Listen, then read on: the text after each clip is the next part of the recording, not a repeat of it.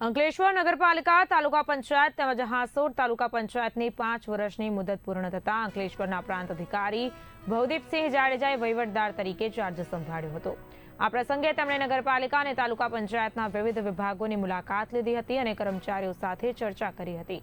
પાલિકા ખાતે ચાર્જ સંભાળતા પહેલા તમામ સમિતિના ચેરમેનના ચેમ્બર બહાર લગાવવામાં આવેલા નેમ પ્લેટ હટાવી લેવામાં આવ્યા। રાજ્ય સરકાર દ્વારા ચૂંટણી પૂર્વે જિલ્લા પંચાયત, તાલુકા પંચાયત અને નગરપાલિકાઓમાં વહીવટ સુચારુ રહે તે માટે વહીવટદારોની નિમણૂક કરવામાં આવી છે। આ પગલાંથી રોજિંદા કામકાજ અટકી ન જાય તે માટે સામાન્ય લોકોની સુખાકારી જળવાઈ રહે તે સુનિશ્ચિત કરવામાં આવશે।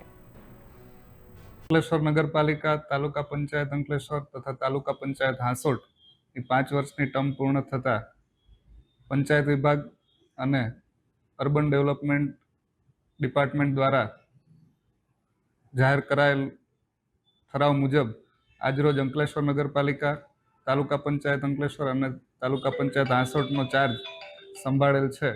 અગાઉના સમયમાં ઇલેક્શનની જાહેરાત થવા જઈ રહી છે, તેને અનુલક્ષીને આ સરકારશ્રી દ્વારા